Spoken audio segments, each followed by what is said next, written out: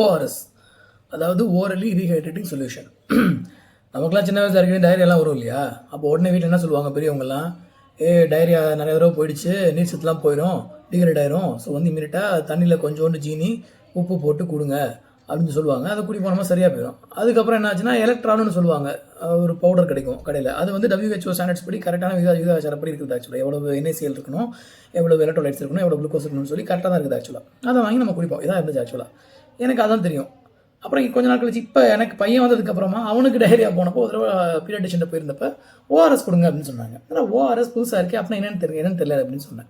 ஃபார்மசியில் இருக்கும், அங்கேயே வாங்கி குடிச்சுக்கோங்கன்னு சொன்னாங்க. ஃபார்மசிக்கு போனால் ரெஃப்ரிஜரேட்டரில் ஒரு மேங்கோ ஃப்ரூட்டிலாம் இருக்கும்ல, ஃப்ரூட்டி ஆப்பி இந்த மாதிரிலாம் வந்து பேப்பரில் இருக்கும் இல்லையா, அந்த ட்ரிங்க் மாதிரி ஒன்று இருக்குது. ஆக்சுவலாக ஃப்ளேவரில் இருந்துச்சு. ஆக்சுவலி ஓஆர்எஸ்னே போட்டிருந்துச்சு.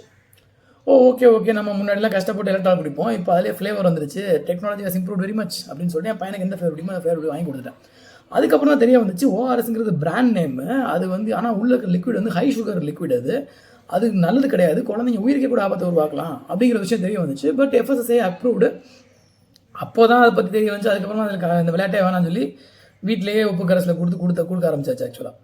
ஆனால் இப்போ டாக்டர் சிவரஞ்சனி சந்தோஷ் அவங்களுடைய வீடியோ பார்த்து தான் தெரிஞ்சிச்சு, கடந்த 8 வருஷமாக ஒரு pediatrician doctor Sivaranjani Santhosh from Hyderabad சட்ட போராட்டம் நடத்தி இப்போ தான் ஒரு முக்கியமான தீர்ப்பு வாங்கியிருக்காங்க. அதாவது என்னென்னா, இந்த ஓஆர்எஸ்னு போட்டு இந்த மாதிரி ஹை சுகர் கண்டென்ட்டை விற்கக்கூடாது அப்படின்னு சொல்லி போட்டிருக்காங்க ஆக்சுவலாக.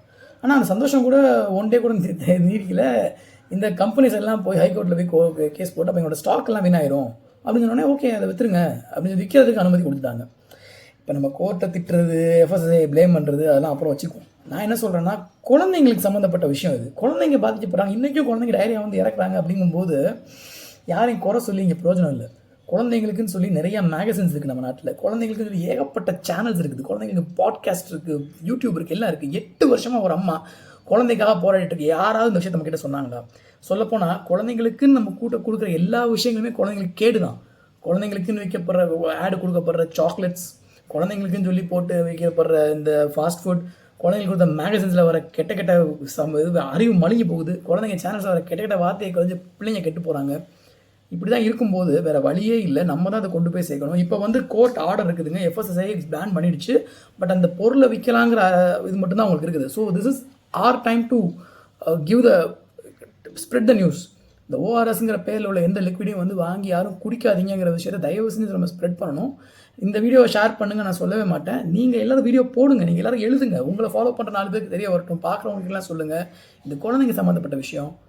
ஸோ யாரையும் குறை சொல்லி பிரயோஜனம் இல்லை. Let us get into action and just stop that. ORS liquid விற்கட்டும், ஆனால் நம்ம வாங்கலைன்னா வீணாக தானே போகும், வீணாக போட்டோம்.